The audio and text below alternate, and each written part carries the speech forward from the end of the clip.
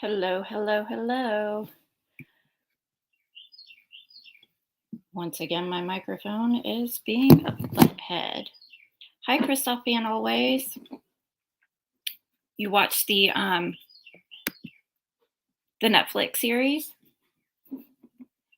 It's kind of a crazy story, isn't it? And it just goes on and on and on and on and on. Sorry about the sun's in the back and it's making me look all whited out. I'm trying to stay in a certain position.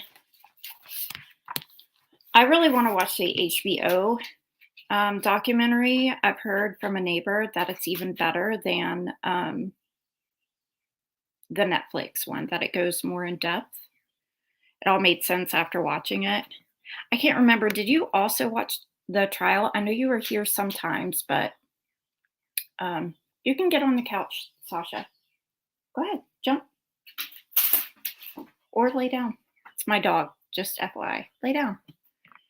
I don't have HBO, so, but I thought I would just get on here and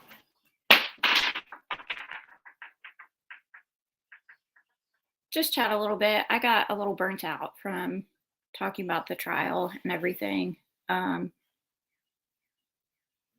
Gotcha, and you couldn't follow it very well. Yeah, I had tried to get Nikki, and of course she was dealing with a lot this past year, to cover it a lot. Like last year, I'm not, and I don't want to be a true crime channel. I mean, never say never, but I just, this particular thing, I was just very interested in because of where, sorry, my microphone, because of where I live. Hi, how are you? And in the early stages of when I was following it back in 2021, I believe, because I think Mandy started the podcast a few months after Paul and Maggie were murdered. In fact, I think I started listening to her podcast,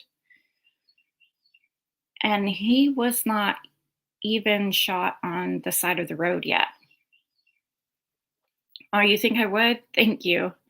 I just don't, I'm not in it for the sensationalism, and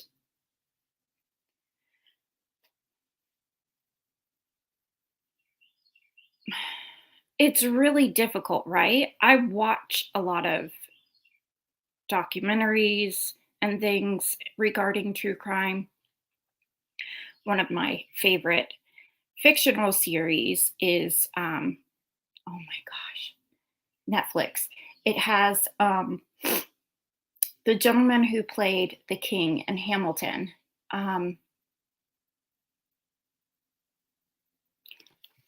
It covers a lot of serial killers. I guess I don't want to be mistaken for one of those people who like serial killers. Sasha, please stop. I like all of the psychology behind it. I think people who pick apart things and try to get involved as things are happening, like even, for instance, the people who went down to the auction for the Murdaughs for all of their stuff. I think that's weird. I think that's odd. I think it's disrespectful. I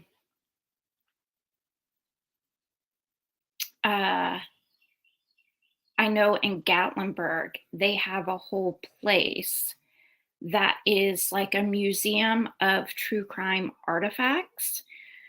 I think they even have, and we vacationed there like last spring, and we were looking for things to do. It was like a rainy day, and they have different super touristy things there, which I don't typically like doing, but only because I grew up in Florida, so I've like been to every touristy thing.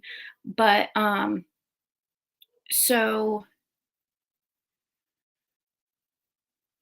I when I looked up to see what this place was called, I think it was Alcatraz something. Anyway, and read the description of what it was, I'm like, "Oh my gosh, this is horrific." Like, I'm fairly certain they have one of, what was Casey Anthony's daughter, Kaylee Anthony, like her blanket there. It's like little murder memorabilia. It's weird and it's gross. It's disturbing to me. Um, Let me read. Sorry if you can hear my dog barking. And I think I said hi. If I didn't, hi. Um, I agree, but it could be more like a book club, just getting together and sharing thoughts. Um, it's kind of funny that you say that because let me look up. There's two things. One is kind of referring to that Netflix show that I'm talking about, which is based on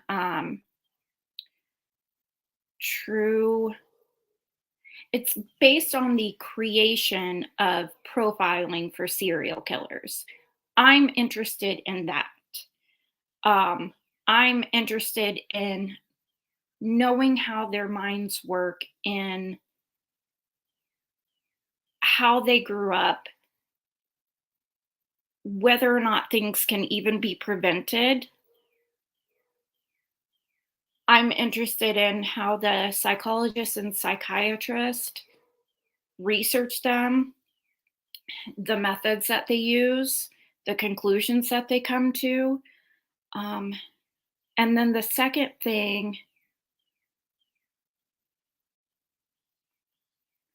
is I bought a book, Mindhunter. Whew, sorry, I could not think of um, the series, Mindhunter. I bought a book about 2 years ago, and I only started reading it as I often do. I'm weird about books.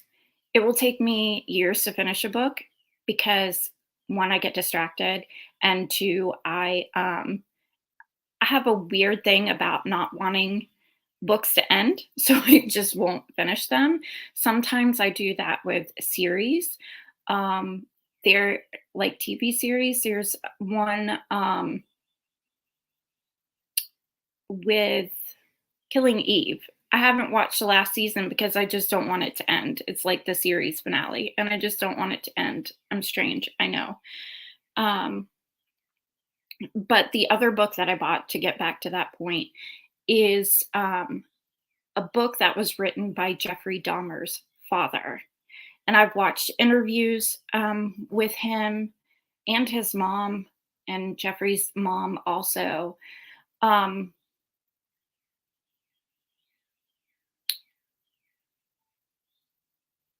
I think it's interesting to hear the parents' perspective and the people who are related to people who commit these crimes. And I pray that I never have to eat my words in this situation. Eat is not a good reference with Jeffrey Dahmer. I should probably refrain from that. I'm of the opinion I don't blame people, other people, for serial killers' actions.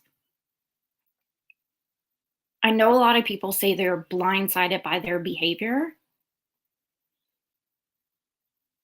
but I'm always interested to see if there were warning signs and if these people just straight up ignored them, or if it truly was, I never expected this out of this person. I am not unique. I know there are other people like me who pick up on like social patterns, mainly because for quite a long time I had a very difficult time understanding them. But I've given the explanation and story of to say it quietly because my windows are open. He doesn't live there anymore, but my neighbor before, who was arrested for impersonating a police officer. And although I was shocked to hear he did that, I was not shocked that he did something like that.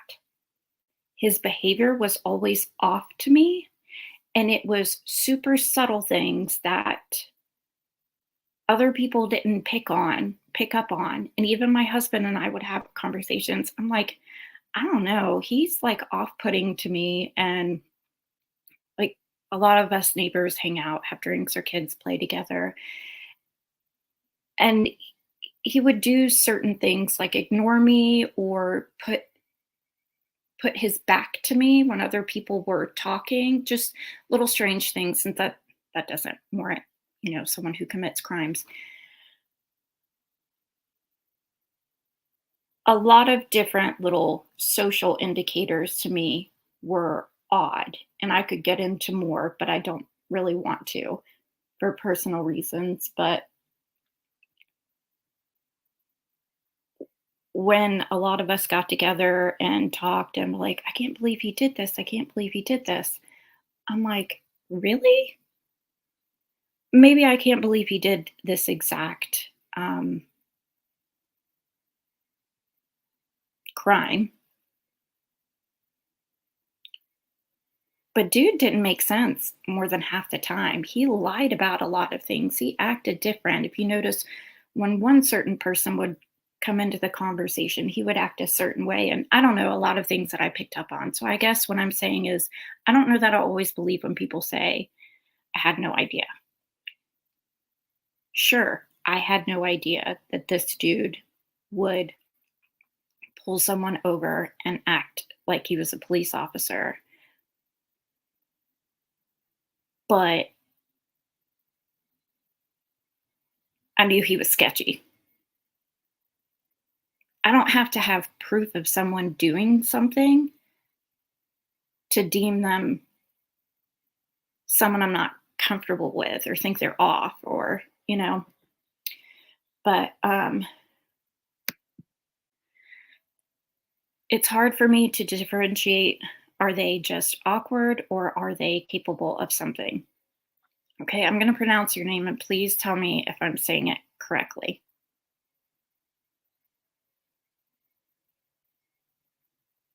Vadrana? Vadrana?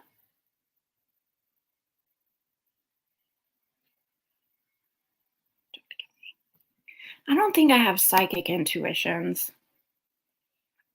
I think I'm just right about people's intentions of doing things. Vadrana? Thank you. Um, but yeah, I have long before wanted to talk about the book that I think his name was Leonard Leopold Lee something. Jeffrey Dahmer's dad wrote. Um, Someone mentioned it on Reddit years ago, and I found it and purchased it. I'm not going to tell you how much I paid for that bad boy because it's little. But I just find it fascinating. And also, there are some things where I'm like, okay, there was a box in his closet that you had questioned whether it had something horrible in it, and he wouldn't let you see it. And he got really angry and flustered when you wanted to see what was in the box that was hidden in his closet,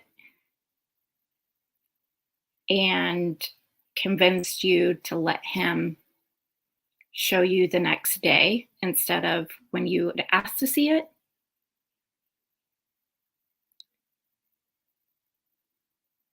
At the very least, I'm going to assume that my kids got at least some weed, let alone a human body part.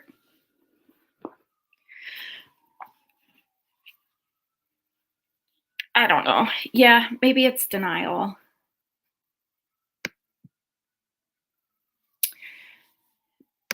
Um, the one on Netflix, the Ryan Murphy one,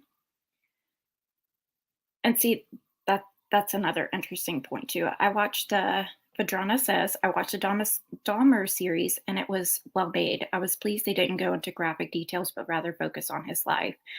I was very interested in that, and if you go back and look at my some of my previous videos, I think I have 2 videos on Jeffrey Dahmer because, like, I think I was a teenager when he was, arrested and everything, and I remember hearing rumors like he ate people, whatever, but it was only in recent years that I learned this homeboy should have been arrested a plethora of times and could have saved many lives, and I believe it was directly because of the color of his skin, and people didn't question him, and he didn't look like a certain person. You know, the teenage boy that he um that had escaped from his apartment and the police, brought him back to his apartment. Not only is that whole situation horrific, and I do have a video describing those details, and the officers, I think it goes to the people who called and reported the incident. They were Black, and so they weren't believed or taken seriously, in my opinion. Um, and the fact that the boy was not white, he is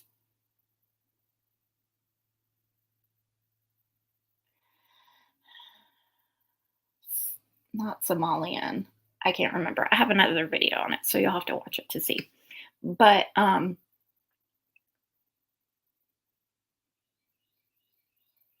the kid was naked, bloody, incoherent, and the police walked him back with Dahmer to his apartment. And he was a 14-year-old kid. Do you know that months prior, Dahmer was actually arrested, convicted of assaulting his brother? I don't believe he served time, or if he did, it was very little. And that wasn't even the first incident either. So I was investigating, which I think Ryan Murphy, the one of the creators of that Netflix series, um, had done it with the intention of showing his white privilege and that exact thing. Um,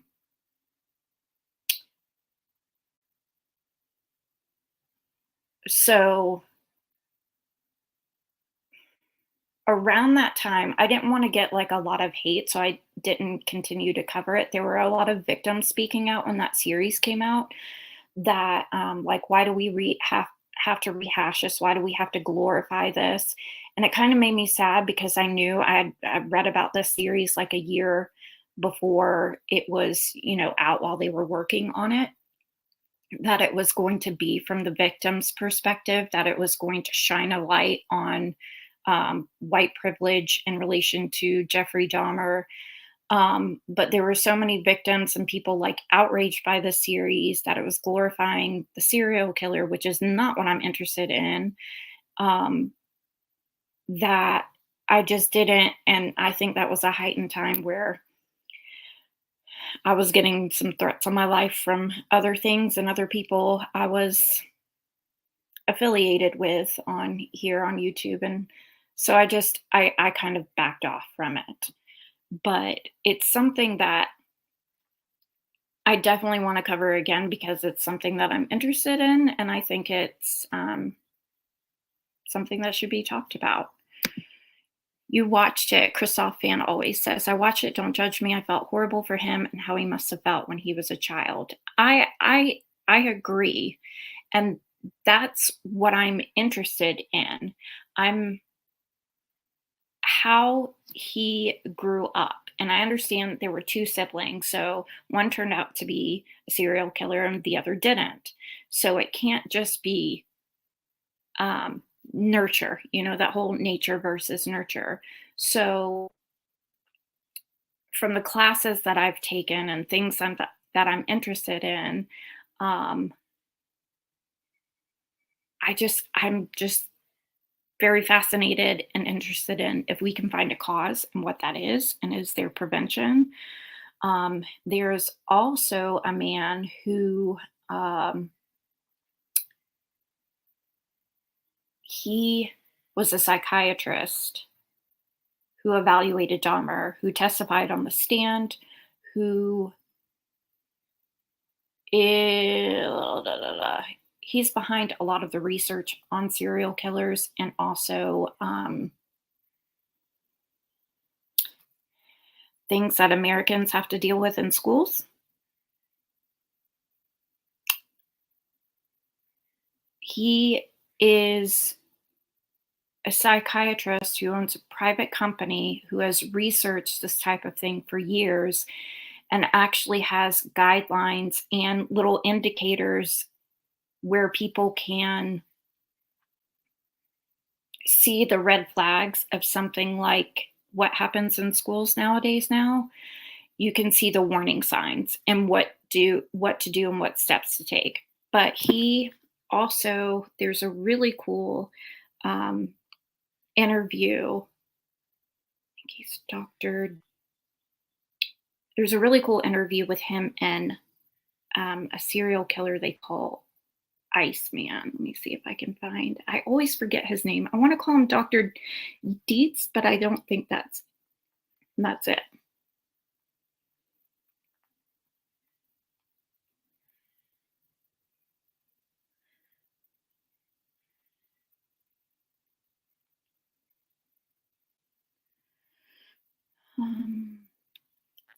Let me pull up the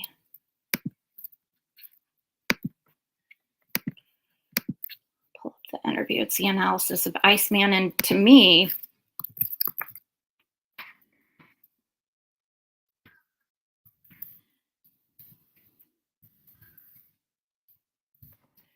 this was a very, very fascinating.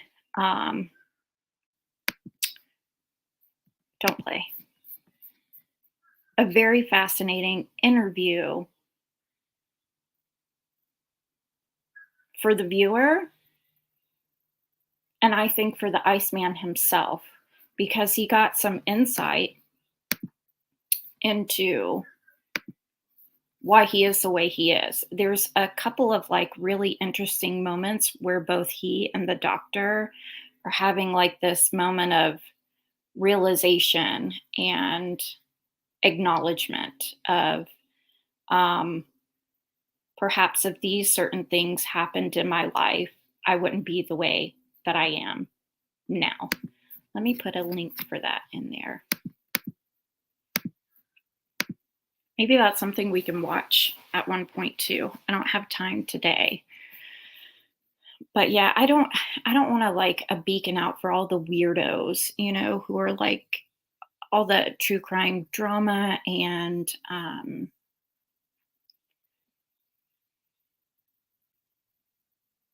wrong side of the interest in it.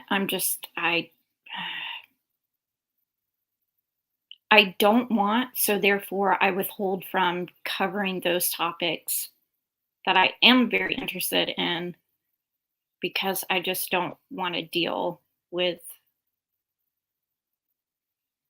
the stuff that comes along with that. And plus, it's not all that I want to do either, but I say that all the time. Let's see. I think his dad was aware something is off, but in that time, it was odd to be gay, so I think he didn't want to question it much. Yeah, I agree. Let's see. Yeah, felt horrible for him as a child. Yeah, he was abandoned, literally and emotionally abandoned. He came home one day and all his family was gone. His house was empty. Like, what the fuck, man? And then, yes, I think had he been allowed to and felt comfortable with expressing his sexuality, that would have been, it may not have prevented things, but I think that it could have absolutely contributed him to not feel like he had to go to the lengths he did. But if his mother did do all kinds of prescribed meds, like they said in the series, I think that made a shortcut in his brain. It could have. I wonder though if she took the same sort of medication with his brother. There's not a lot out there on his brother, um, which, again, is something I feel like true crime community, whatever, would go and try to research and find out where he is and stuff. If someone wants to be respected and have their privacy respected, I choose to respect it. Am I super curious about it? Absolutely. Would I love someone to interview him and research him? Absolutely. Because why is it that he turned out to be normal and Jeffrey didn't? But I would question whether or not the medicine were the sole cause of Dahmer being the way that he is, if in fact his mother took that same medication when she was pregnant with his brother. So again, what I learned in one of my abnormal psychology classes, so this isn't me coming up with it, and it's a layman's term explanation, is there is like a biopsychosocial model that a lot of the times with certain mental illnesses, all three of those things come into play. It's your genetics, your biology, the environment that you grew up in and lived around, and also the kind of just general social rules and contexts that you live in, like society, how you interact and how you interact with society and how it interacts with you. Um, and whether or not those influence and either cause or exacerbate mental illness. Pardon me. Let me take a sip of my coffee. I'm losing my voice.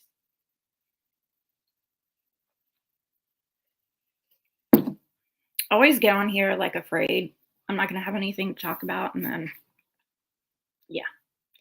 Yes, there was a lot of controversy, as Christoph Fan says, over the families from that series. And that's one of the reasons um, I didn't want to cover it. Not like I'm some big YouTuber where people can find me or whatever, but I like to respect people's wishes. And I feel like that's a very tricky situation.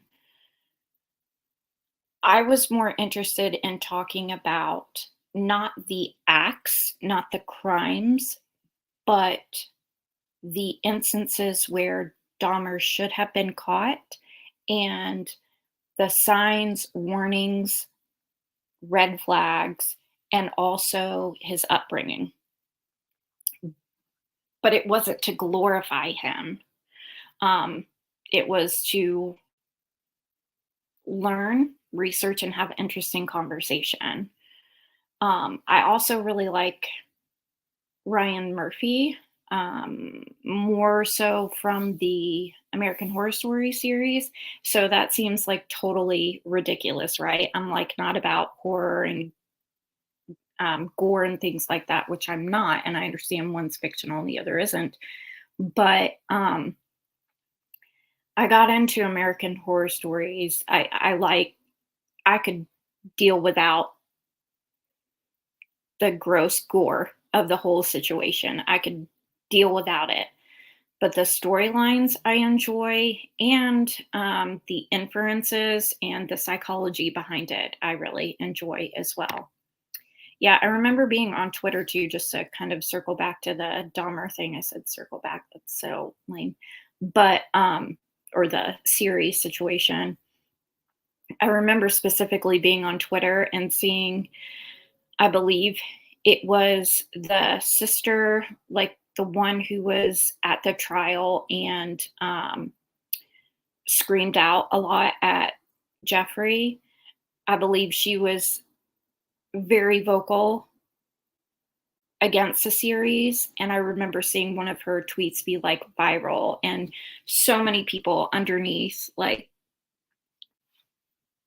saying, yeah, why are we still harping on this? Why are we still re-victimizing the victims? And again, although I do not believe that is the intent of this particular series,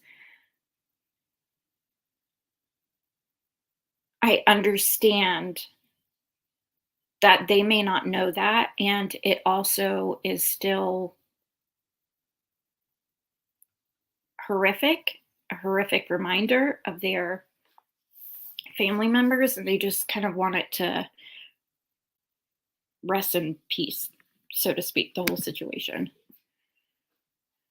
But Joanna says we shouldn't glorify it, but it is fascinating to see what led them to become the way they are and how they got caught. Yes, I agree. Croissant fan, I am assuming counseling wasn't so readily available during his childhood. Agreed. Or the stigma of getting him counseling was something his parents weren't going to allow. Agreed. Plus, I don't think his mother thought there was anything wrong.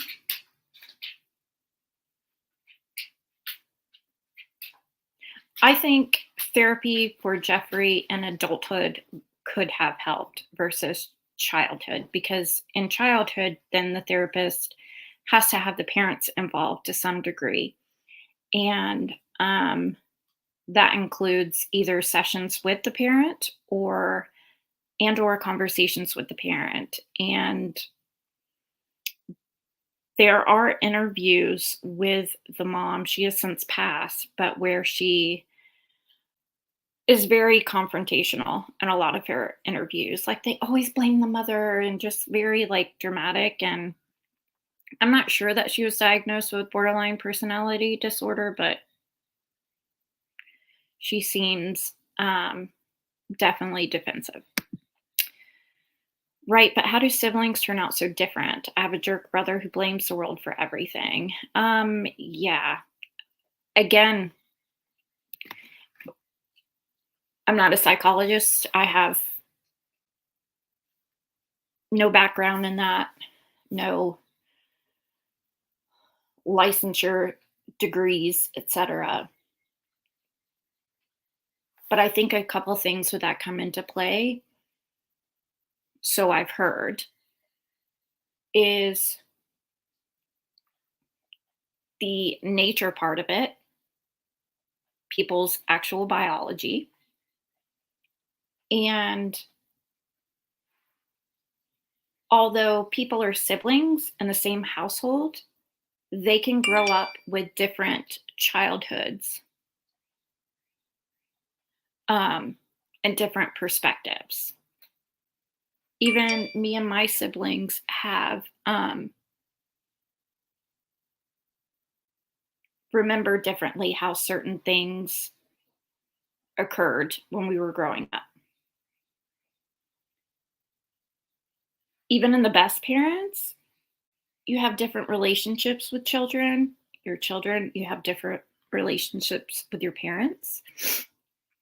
So it could be likely that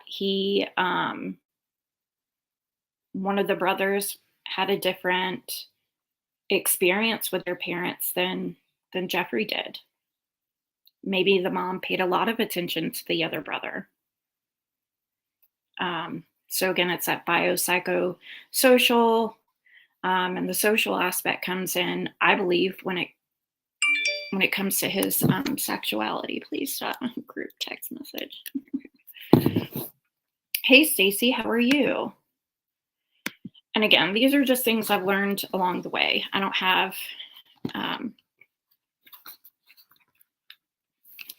any background in that, but I do watch, listen to, read a lot of information from psychologists and psychiatrists, sociologists, all that kind of stuff, right up my alley. I'm going to find the name of that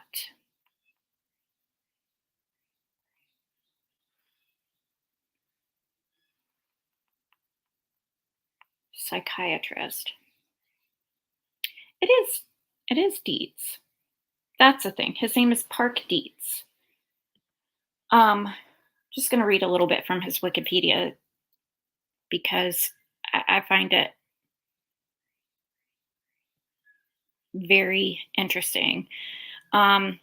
He's a forensic psychiatrist. His name is Park Elliott Dietz, and he's in the interview of that Iceman that I linked above. A forensic psychiatrist who consulted or testified in many of the highest profile U.S. criminal cases, including Betty Broderick, Jared Lee Loughner, Jeffrey Dahmer, the sniper attacks, the DC sniper attacks. So, yeah, he came to national notoriety during his expert witness in the trial of John Hinckley for his attempted assassination for President Reagan. He's also a criminologist. Quit texting me. He created the specialty of workplace violence prevention and founding Threat Assessment Group Incorporation, also known as TAG. They specialize in analyzing and managing threatening behavior and communications, stalking, risks arising from domestic violence, and other abnormal activity in corporations, colleges, and schools. And see if I can find the interview on him too. There was one speaking engagement that I found that Dr. Dietz did, and it's on YouTube, that there's someone walking by my house, so my dog is dying. Where he describes the events of, I just hope I don't, the school incident that happened in the 90s, like the very first one that I remember. When that happened, a lot of scientists got together, and I'm kind of doing this from memory, so I'm going to get some details incorrect. Basically, they came together to research this, and one of the people was Dr. Dietz, if I'm not mistaken. I believe he says this in his speaking engagement. But they basically came up with a plan based on research, like I just described, of warning signs before something like this happens, and had a free guide for schools in the US, free education guide. And they were going to do like a after school special type informative movie, whatever, on it. I don't know if it was going to be open to the general public, but it was going to be available for, again, schools, companies, that sort of thing. Well, Hollywood production was going to be involved. It was going to be on that kind of a level of quality because of it being the late 90s. The incident that happened, if you were old enough to remember, the boys had jackets that were very similar to what was worn in The Matrix, and people were blaming that movie for the incidents that occurred. And it was deemed that teaming up with Hollywood, whom a lot of people blamed for that incident occurring, would not go over well at all. But to this day, that's what Dr. Dietz' company does. He works with corporations, he works with schools, he works with anyone who, needs their help. They're some of the top psychiatrists, psychologists in the nation that do research on these kind of extremely antisocial type of people in order to prevent and avoid disaster. So, very, very fascinating. And again, kind of right up my alley. Let me take another drink. But yeah, these are things that I enjoy talking about, but I'm just afraid of coming off as like a fucking psychopath. No, I'm not. I'm afraid of being a magnet for the true crime community, which I don't. Mm-mm, mm-mm. Yeah, but I could do a whole series on Dr. Dietz. I think he's fascinating. In fact, maybe I'll do that. Maybe I will have a time where kind of watch, especially his speech and maybe the interview with Iceman. Can do those in two separate instances because, again, I think they're very fascinating and informative.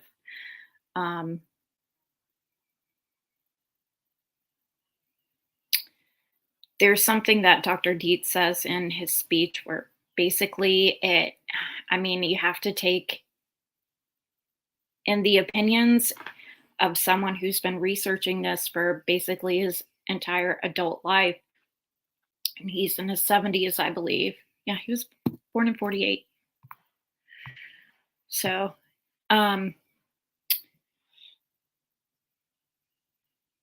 he basically made it seem like it's hopeless. And from what I gathered from what he said, if you see early indicators of someone like Jeffrey Dahmer, should just eliminate them.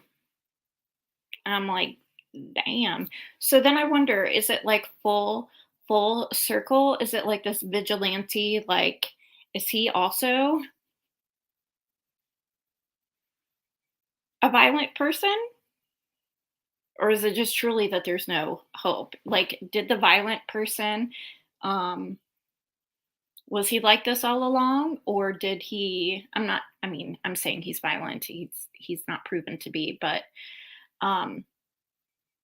I think it's the denial in me hoping that there's something that can prevent people from becoming serial killers. So I want to believe that it isn't true, that they are at some point and at some stage in development able to be rehabilitated.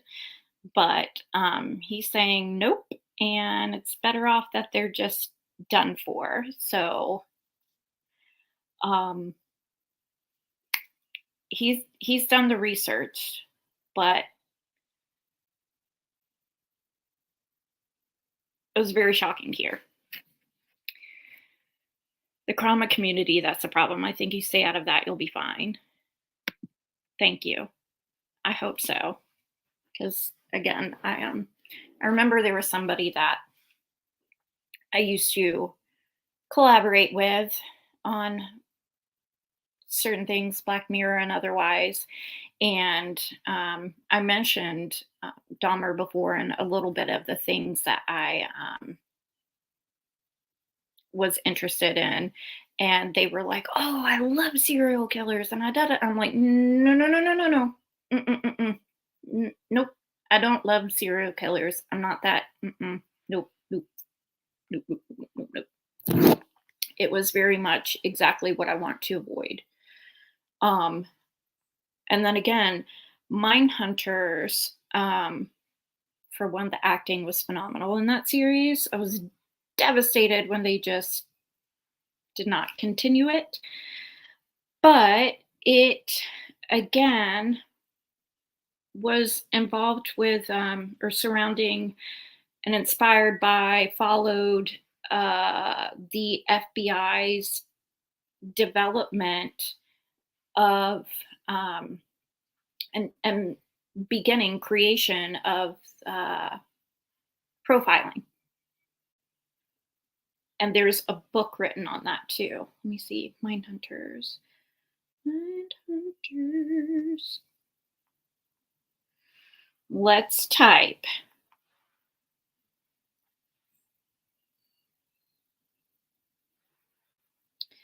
I'm not very good at remembering names.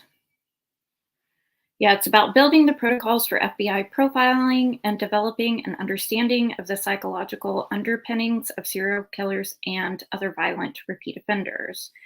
Douglas and Ressler's FBI study was expanded in 1982. John Edward Douglas is a former FBI agent and one of the world's premier criminal profilers. He worked to bring numerous serial killers to justice and to understand what leads some people to commit such brutal murders in the first place. I wonder if Douglas and Dietz have ever worked together. I just kind of assumed that they have. But he has a book out as well. John Douglas does. He or oh, I think that's a series one of my sons keep telling me to watch.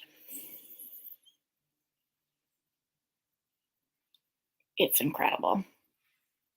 The acting is incredible. The storyline is incredible. The people that they got to be the characters to portray people like Charles Manson, all of them. The person who was the actor for Ed Kemper, the person who was the actor for Charles Manson, outstanding acting. Eerily similar, identical. And again, that got me into watching interviews like with Ed Kemper. Um,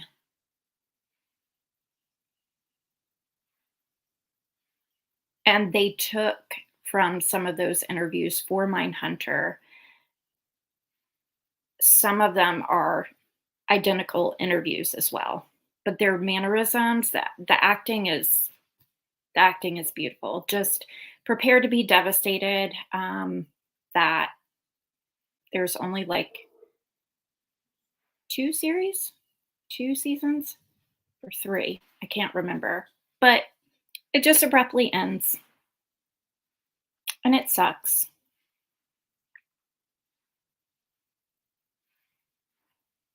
But anyway, I digress. Okay, I might try to schedule and work on. I don't know. I'm bad about like consistency. I get bored of something and then I move on to something else. Um, but maybe like a once a month thing versus like a once a week thing, and covering like a book or um,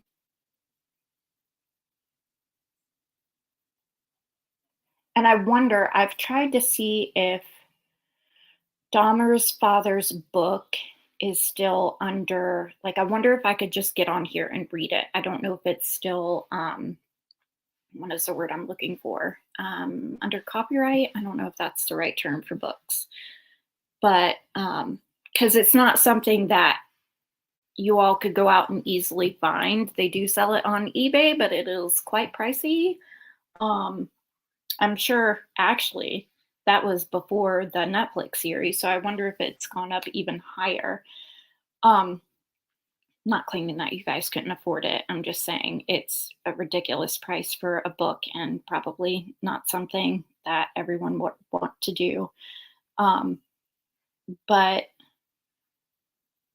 I could probably go over certain parts of it. Anyway, I just want to wrap up too by kind of going over Stephen Smith a little bit. Going back to the Murdaughs. I probably won't go into much detail, but I don't know if it's something that I want to talk about, because instead of talking about the person who committed it, it's talking about the victim and the mom. Like, I don't want to be another person to perpetuate pain in victims. And at the same time, I always hear like misinformation, and I cannot avoid the impulse to correct it. So, yes, to just kind of give you a little update, since for one, my opinion is not that Buster did it. Just saying that. Do I think there was some Murdaugh involvement? Perhaps. I'm not completely convinced of that. But again, thank you, Christoph Fan always. You're not out here trying to get clicks and make money off somebody's tragedy. Big difference. You're right. I'm not. This is a hobby that if I were to ever be monetized from it, I'd still want to do it off the topics that I'm interested in. So that's why I struggle with this. Again, I'm nowhere near that. And although that's not my goal, I wouldn't be upset of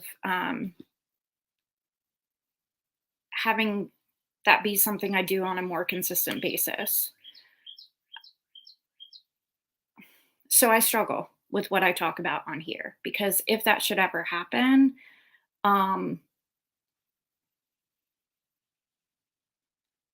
maybe that's something I could switch over to a private thing like Discord or whatever. I don't, again, I struggle with it because people need incomes.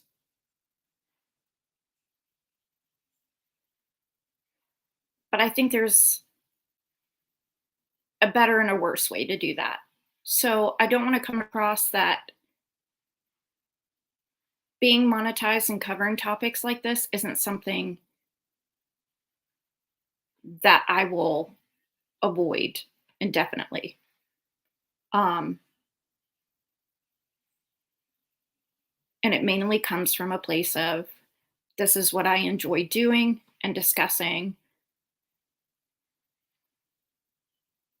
But I have people I look up to who do this for better reasons, and I've kind of learned from them how they cover things like this, how they use their funds earned from viewership to support the victims,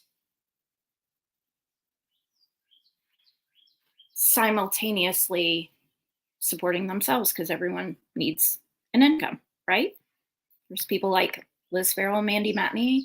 There's people like Sarah Turney, who is a victim of crime herself. It is believed that her father ended the life of her sister, and Sarah Turney has a podcast where she discusses true crime, but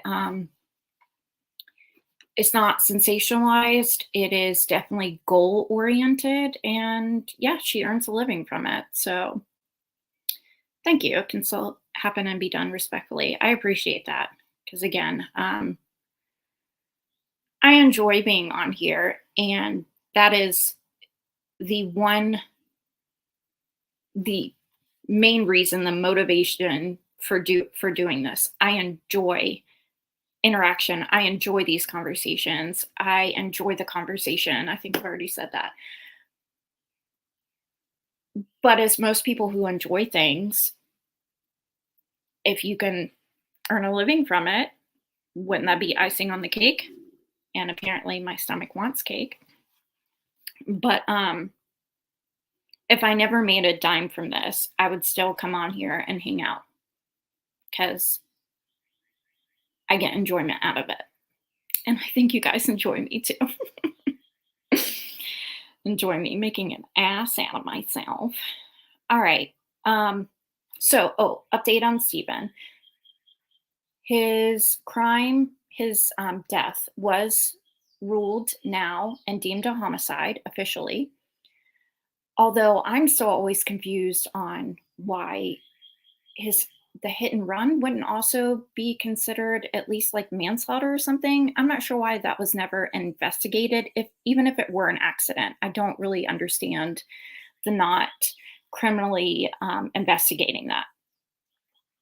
But his body has been exhumed. There was a GoFundMe for Sandy Smith, that's Stephen Smith's mother, so she could have private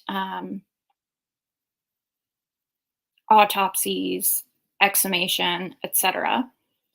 And she has hired Eric Bland, which is the attorney who represented Gloria Satterfield, who was the housekeeper for the Murdaughs. So Eric represented, Gloria Satterfield's estate. So getting the money from the settlement of Gloria's death to her sons. And Alec was the one that, of course, represented, anyway, too much detail. He and his friend didn't give the boys their money from that settlement. So Eric Bland represented the boys of Gloria Satterfield. So he is now representing Stephen Smith's mother. And I believe Dr.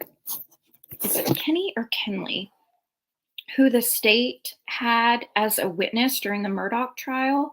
I believe he is now on the team for Stephen Smith's case and underneath Eric Bland.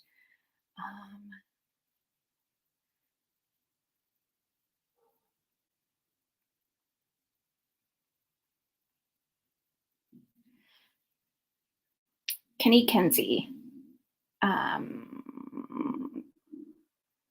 Forgive my stomach just growling. He testified. He was an expert witness again during the Murdaugh trial. I'm just trying to get his background. I always like to correctly. He's a forensic crime scene analysis expert with a PhD. He's worked over 850 death cases, and he has been hired to help lead a new investigation into the death of Stephen Smith.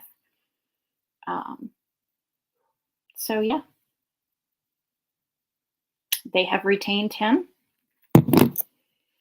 He was an excellent witness for the Murdaugh trial. So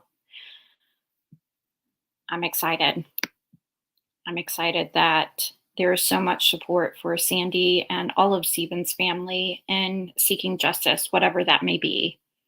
And despite what you hear or read online, Mandy Matney is actually friends with Sandy Smith, and this lady does not care who does it, being Sandy. Mandy's really relaying the information. She doesn't care who did it. She just wants to find out what happened and is seeking justice for her son. If the Murdaughs did it, whatever. If someone else did it, whatever. So with that, I'm going to end. And I'll think about when I've got some more free time that I can discuss things more.